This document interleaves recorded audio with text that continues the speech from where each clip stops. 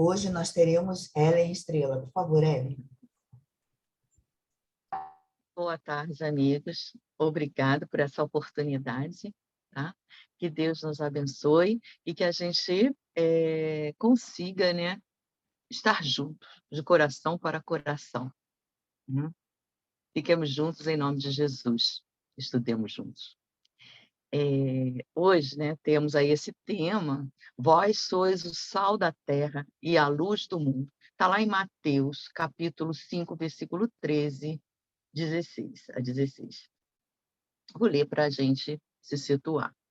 Vós sois o sal da terra, e se o sal for insípido, com que se há de salgar?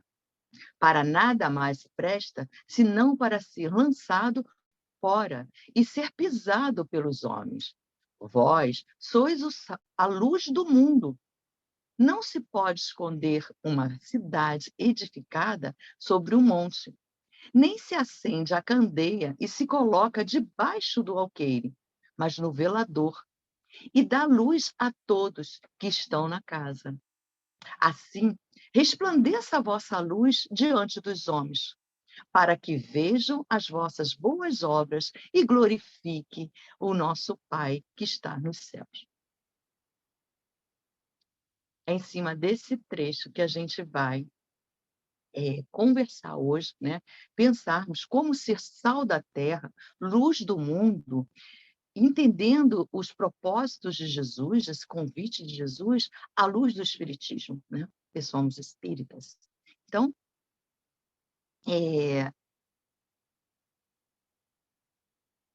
no livro pelo Espírito Pai Nosso, pelo Pai Nosso, pelo Espírito Meimei, né? No capítulo 1, fala da oração. Esse livro todo fala da oração do Pai Nosso, né? Então, esse primeiro capítulo, ele tem esse título mesmo, Pai Nosso que estás no céu. E é interessante porque Meimei vai nos falando, né? Porque Jesus começa essa oração, né? Nos ensina, é o começo de tudo, Pai Nosso que estás no céu. Então, é condição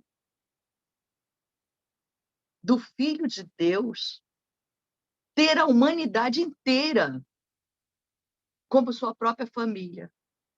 Somos todos filhos de Deus. Somos irmãos. Muitas vezes declamamos, falamos o Pai Nosso, sem nos darmos conta do que realmente ele significa. Essa simples frase, né? Pai Nosso que estás no céu. Já me declara filha de Deus e ter a humanidade inteira como meus irmãos. E como ser luz do mundo, como ser sal da terra, sem essa compreensão? Como amar o próximo como a mim mesmo, sem a compreensão que o outro é meu irmão? Que o leproso, que aquele irmão mais equivocado, que está fazendo aquela loucura toda, né? As atrocidades, aquelas coisas que nos chocam muito, não é? É meu irmão.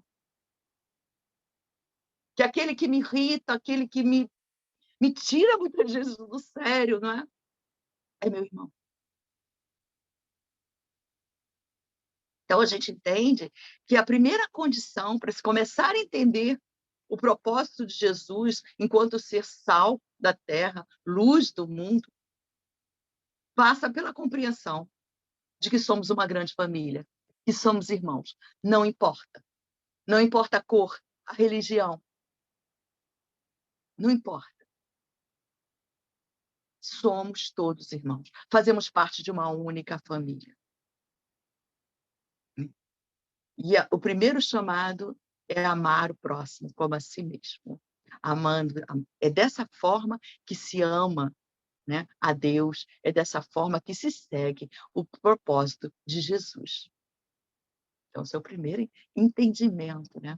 E Meimei lá nos ajuda, discorrendo tudo sobre essa página. Tá?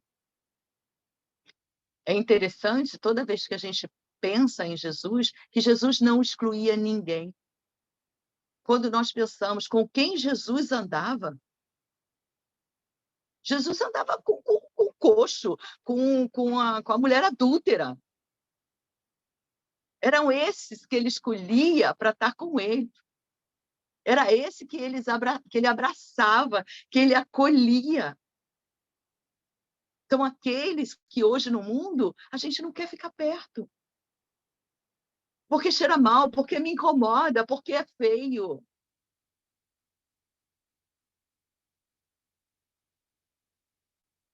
Porque é difícil ainda para mim estar ao lado desses, né? Mas é importante a gente pensar que Jesus não excluía ninguém.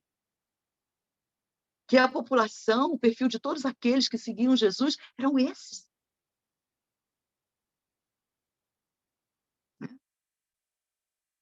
Essa passagem, onde ele fala que vós sois o sal da terra, vem logo após o Sermão do Monte. E aí a gente vai pensando quem eram aquelas pessoas que estavam lá, ouvindo Jesus.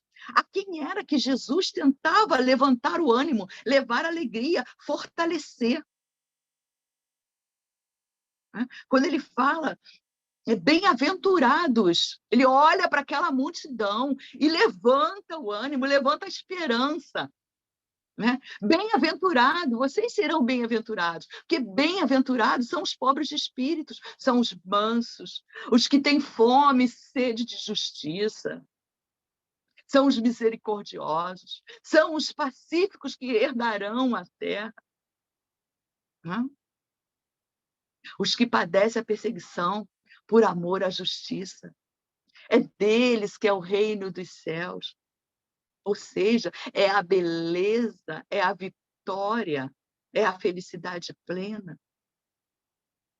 É para eles. Então, ele diz para aquele povo, né, tão sedento de esperança, de alegria, de conforto, bem-aventurados. Então, ele vai falar para aqueles que precisam, ele vai estar junto daqueles que realmente necessitavam. Por isso que ele não escolhia, né? Ele não excluía a ninguém.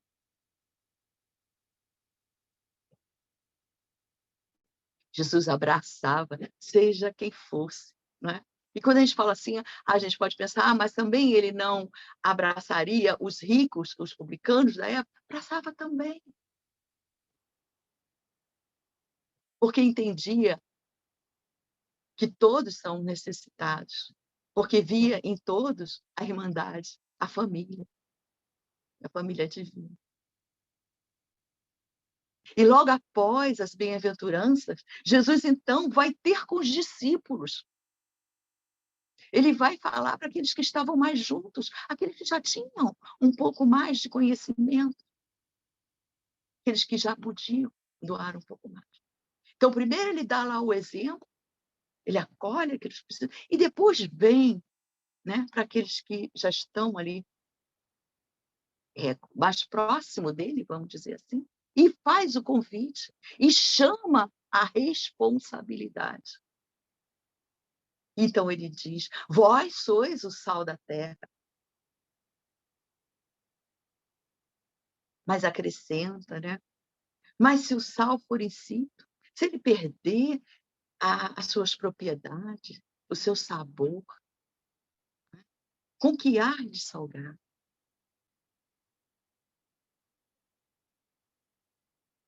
Para mais nada presta, senão para ser lançado fora e ser pisado pelos homens. Às vezes essas analogias nos parecem ser pesadas, né? Ai, Jesus falando isso, vai ser jogado para ser pisado pelos homens. Aí a gente tem que entender lá naquela época, esse propósito, né? Como era o sal visto naquela época. O sal, quando não prestava mais, né, para ser esse elemento preservador, né, perdia essas propriedades, lá na Galileia nevava, né? Descobri isso nesse estudo. E aí eles jogavam o sal na frente do templo, sabe, no espaço, para que as pessoas pudessem passar sem escorregar. E aí o sal seria pisado e tal. Trazendo isso para a gente pode pensar assim, quando o discípulo, né, não não segue a esse propósito, né, dentro do seu livre-arbítrio, eu posso não abraçar os propósitos de Deus, eu posso recusar neste momento ser sal, ser luz do mundo, não é? Mas aí é uma escolha que vai nos gerar dor, sofrimento. É aquilo que a gente fala, né? Ou vai pelo amor, ou vai pela dor. Né? Então, a gente pode fazer uma analogia, né, dessa forma. Eu posso fazer a minha escolha. Eu posso escolher não seguir Jesus, né? Mas a cada ação há suas consequências. E eu vou ter que arcar com ela, né? Nesse sentido. Então, quando ele vai falar para esses discípulos, né, para aqueles que estavam mais próximos dele, que já podiam entender melhor, né, ele vai chamar essa responsabilidade para que sejamos sal, para que seja luz, né. Ele vai estar falando dessa dessa característica, né, do sal, né, ser salutar, dar sabor, preservar os corpos que com ele entra em contato. Olha isso. No mundo de hoje, né, onde estamos vivendo momentos delicados, e o que não falta é desesperança. Então, como preservar a esperança daquele que entra em contato com você? Como levar alegria para o outro, né? Como falar de fé nos momentos que estamos vivendo? Porque é isso que Jesus deseja, né? Quando ele chama a essa responsabilidade, ele convida aos discípulos a serem os preservadores da moral cristã, da alegria, da esperança, da fé. Estar ali junto, ombro a ombro com seus irmãos, né? Ajudando a conservar a paz, a tranquilidade, né? Pensando nessa grande responsabilidade, a gente pode pensar assim: existe condições para sermos discípulo do Cristo? Tem condição para ser sal, para ser luz?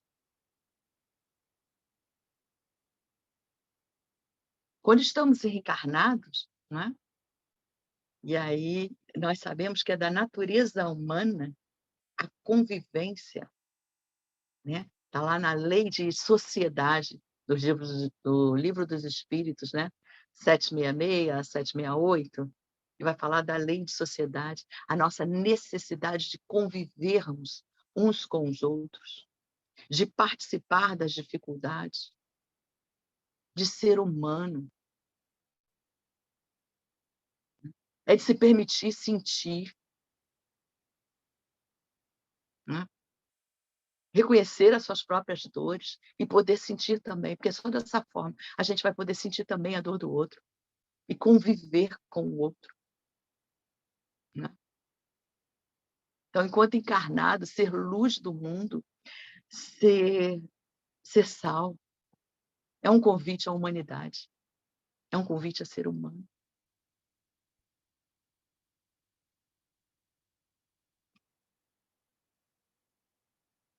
É um convite também de aceitação, né, de nós mesmos. A gente vai falar disso.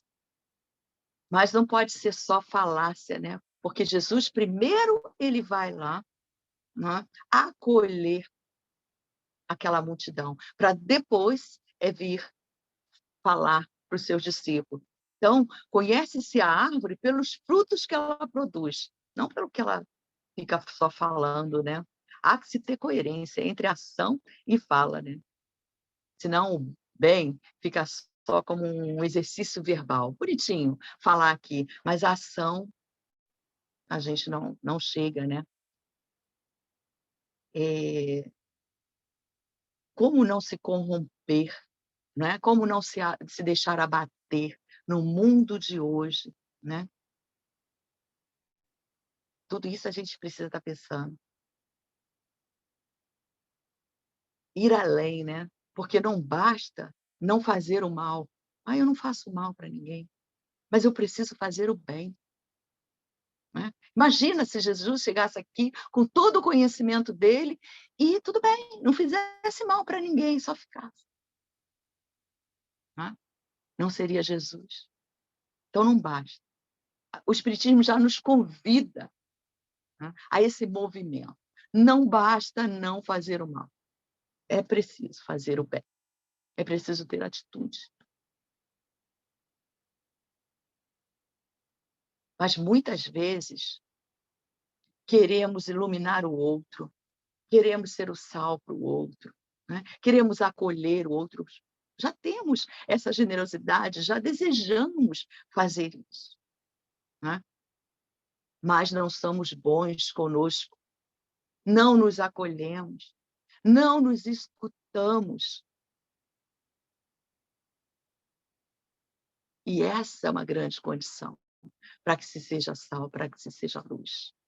Se estamos falando que é um convite a ser humano, eu preciso primeiramente me acolher, eu preciso me ouvir, eu preciso ser bom, boa para mim mesmo. Porque duro não empresta dinheiro. Quem não tem, não dá.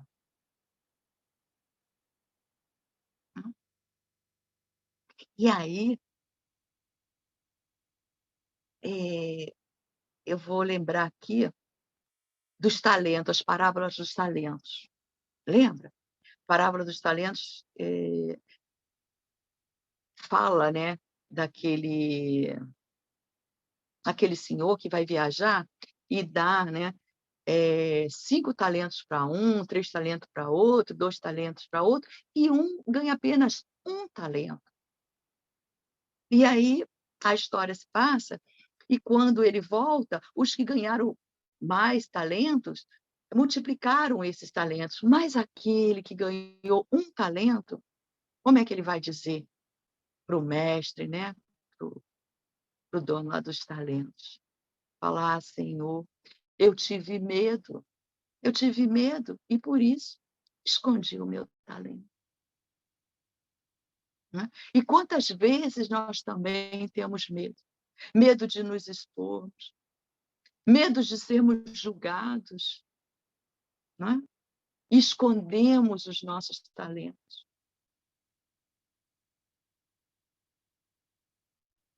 O tempo todo, né? Nos criticamos muito, somos muito severo conosco, não é? Quando eu falo que é um convite para a reeducação, a ser luz, é um convite à reeducação, à evocação do meu humano, né? Dessa aceitação, né? É a gente se perceber. Às vezes sou racista, ajo dessa forma. Às vezes sou egoísta, às vezes sou invejosa, às vezes tenho raiva. Não é? Isso faz parte da minha humanidade. E eu preciso ainda acolher, me acolher. É o que a gente chama da criança ferida. Tem os propósitos, né? Tem aonde que eu fiz leituras equivocadas e ainda estou dessa forma, ainda tão egoísta, sem conseguir amar o próximo, sem conseguir ver o outro na condição de meu verdadeiro irmão. Né? Eu preciso olhar para mim com carinho.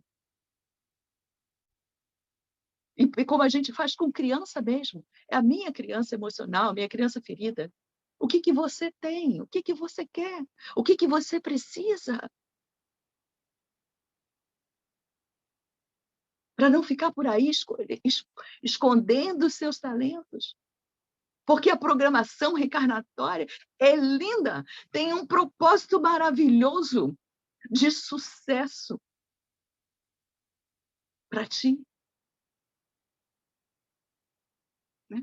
Quantos irmãos, quando a gente lê esses livros, né? Hermínio Miranda, André Luiz, você vai ver as programações reencarnatórias. Quanto propósito maravilhoso, quanto amor é envolvido, quantos irmãos se envolvem ali para que você dê conta, para que você seja feliz, para que você seja luz. E aí, quando a gente reencarna, a gente esconde os talentos por medo, porque não me acredito capaz. Eu ser luz do mundo, quem sou eu? Hã? Eu sou luz do mundo quando busco a minha iluminação. Reconhece-se o espírita pelo esforço que ele faz em se melhorar. Né? Escutei o Rossano falando essa semana, estudando, né? Ele fala: ninguém é luz, né? Como é que se diz? Ninguém é luz para começar a iluminar. A gente ilumina, a gente se ilumina, né? Se torna luz iluminando, trabalhando. É mais ou menos isso que o Rossano fala. Né? Então, você se torna luz trabalhando, se trabalhando. Né? Você não vai esperar primeiro ser luz para depois trabalhar. É o contrário. Né? Mas se eu não me aceito com as minhas dificuldades, se eu não me acolho, como é que eu vou conseguir ser luz, acolher o outro? Né? A gente pode lembrar também, para nos ajudar, uma outra passagem, que é a do pedinte, um cego, né? Bartimeu. Bartimeu nem nome tinha, porque Bartimeu queria dizer filho de Timeu. Olha isso, nem nome tinha. Então, é um cego, um pedinte na rua sem nome. Né? Mas Bartimeu ouviu dizer que Jesus iria passar ali. Porque era assim, cada vez que Jesus ia para algum lugar, a história se espalhava e os estropiados, os necessitados, corriam todos para lá, porque todos queriam, pelo menos, que a sombra de Jesus passasse por ele. Né? E Bartimeu vai também. E quando ele vê Jesus, né, quando ele sente a presença de Jesus naquele tumulto, ele se põe a gritar: Jesus, filho de Davi, tende misericórdia de mim. Imediatamente a multidão manda que ele se cale, recolha-se ao seu lugar, né? Fique aí, fique quietinho. Mas Bartimeu não cala. Bartimeu se põe a gritar mais alto: Jesus, filho de Davi, tende misericórdia de mim. E essa iniciativa de Bartimeu, né, faz com que Jesus diga: traga, né? Deixe que venha a mim.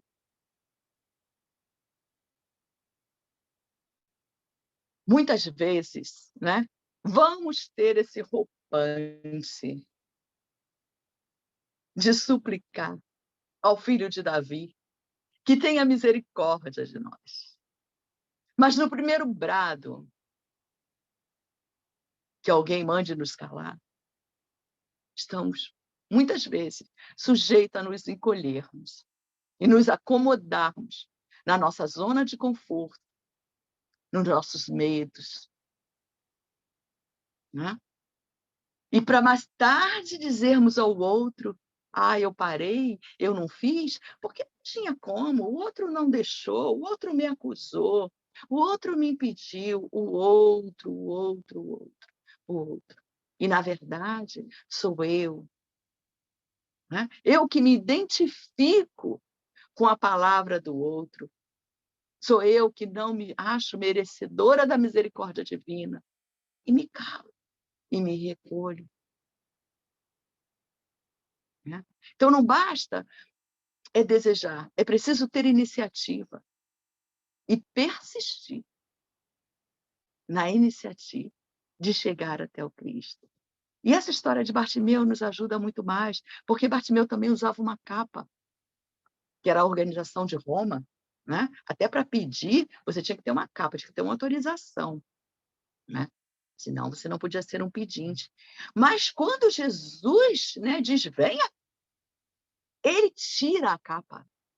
E ao tirar essa capa, ele perdeu a capa, porque outro mendigo ia pegar a capa dele. Então não tinha mais volta. Caminhar para Jesus não tem mais volta, não tem mais volta. Então, é uma decisão muito séria na nossa vida. Né? Como é que eu caminho para Jesus? Como é que eu tiro essa capa do mundo? Como é que eu saio da minha zona de conforto? para me assumir do meu real tamanho, com as minhas dificuldades, mas dizer: Senhor, eu estou aqui, diante do meu irmão, para dizer: eu sou um igual a você, sou tão necessitada quanto tu. E essa condição de humanidade me permite estar ombro a ombro contigo. Me permite te acolher, sendo também uma acolhida, né.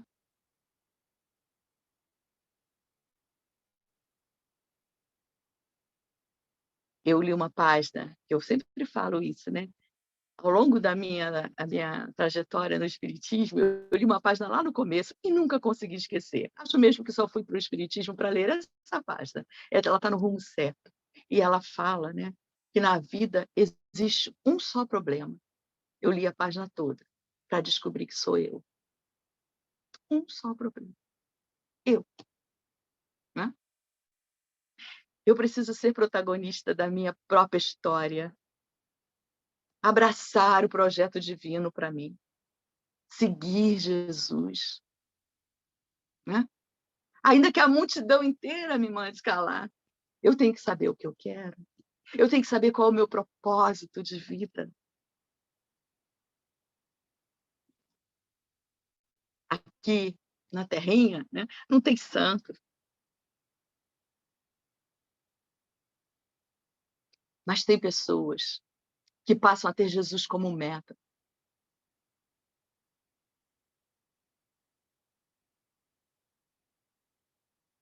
Paulo fala, né, que não é a nossa condição temporária, mas é o nosso projeto para o futuro.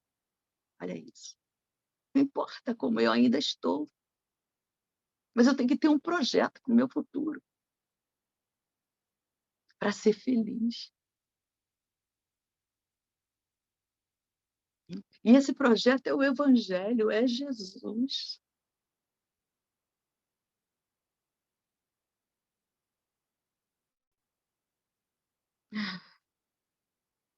A dosagem do sal, né, são o equilíbrio das nossas emoções.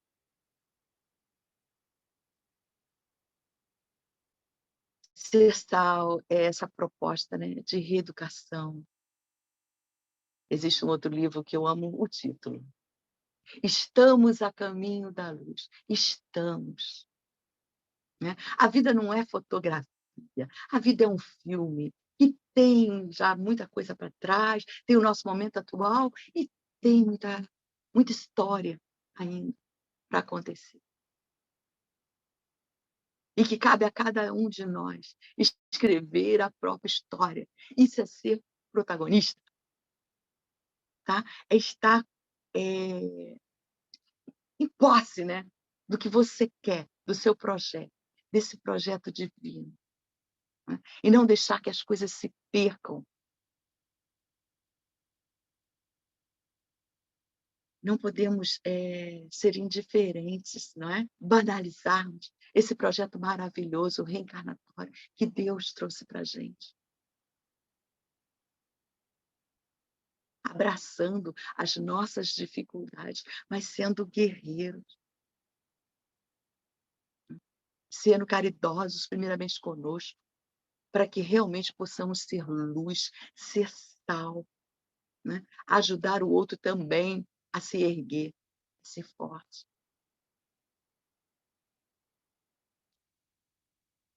A primeira coisa de Bartimeu é a iniciativa, depois ele percebe, né, ele continua, eh, no seu propósito, dar continuidade, né, porque muitas vezes também a gente começa, depois a gente faz, e a gente precisa ser firme, não é.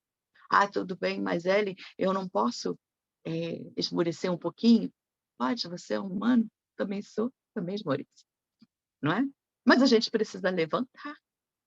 Madre Teresa falava, né, você pode chorar, vai lá no seu quarto, no seu canto, você chore, né, mas depois limpe o seu rosto, limpe os seus olhos, põe o seu melhor sorriso e vá ser luz,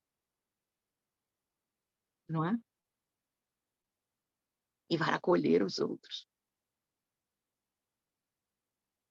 Não porque você já é luz, mas porque você quer se tornar luz, né? Porque você já quer seguir Jesus. Você já quer beber nessa fonte. Você quer ser feliz. Você já compreende. Você é um discípulo de Jesus.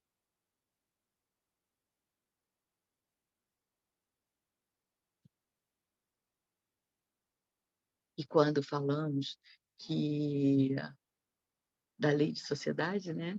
Que nós nascemos para viver em sociedade, porque a sabedoria divina torna-nos luz na convivência com o outro. À medida que a gente, né, acende a luzinha do outro, é a nossa luz que se acende. Então, o projeto divino, ele tem eu vou dizer, essa didática maravilhosa de amor, né? Onde você acolhe sendo acolhido. Né? Mas para isso a gente precisa ter a humildade, né? E ter a responsabilidade de assumir a sua própria vida. Né? Pegar o controle, sabe, o controle remoto, né? Tira da mão do outro. Não é o outro que diz o que eu faço, né? Não é o outro que manda eu calar. Eu calo se eu achar que eu preciso calar. Eu falo se eu preciso falar. Esse comando, esse controle, ele é meu. Eu faço aquilo que eu já acredito ser o correto, aquilo que eu acho que é justo, aquilo que eu já aprendi que eu já. Pode a humanidade inteira estar fazendo o contrário. Como filho, muitas vezes diz para a mãe: "Ah, todo mundo faz". E a mãe diz para a gente: "Você não é todo mundo. Você é um discípulo do Cristo". Hum? Então, que a gente possa sair da nossa zona de conforto, né? Para ser luz, para ser sal. Tem um poema do Khalil Gibran, e diz assim, eu acho que a gente está terminando pelo meu horário aqui. Tem um poema do Khalil Gibran que diz assim: a fé é um salto no escuro para os braços de Deus. Quem não tem fé, nem salta, nem abraça, fica no escuro. Né? A trajetória da humanidade é da ignorância para a luz. É a nossa trajetória. Estamos a caminho da luz. Precisamos fazer brilhar a nossa luz. Esse é um propósito de Jesus. É um propósito divino, na verdade, né? Porque Jesus traz a mensagem de Deus. Ele fala o que Deus quer para nós. E ele traz, então, o roteiro, o caminho. Eu, segundo Jesus, né? Eu sou o caminho, a verdade e a vida. Né? Ninguém vai ao Pai, senão por mim, por Jesus. Então, ele é o roteiro para que você se torne luz, para que nós nos tornemos luz, para que a gente seja sal. Num momento tão importante da nossa Terra, né? Nesse momento de transformação. Mas a Terra só se transforma se nós nos transformarmos. Né? Glorificar a Deus. O que é glorificar a Deus? Aquele que me ama segue os meus mandamentos. A gente glorifica a Deus, ama a Jesus, seguindo os mandamentos.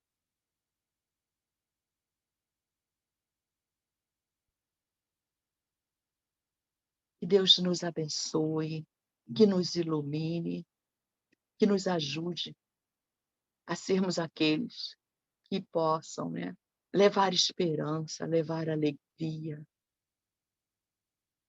levar um pouco de luz em todos os cantos que nós estivermos, em todos os momentos.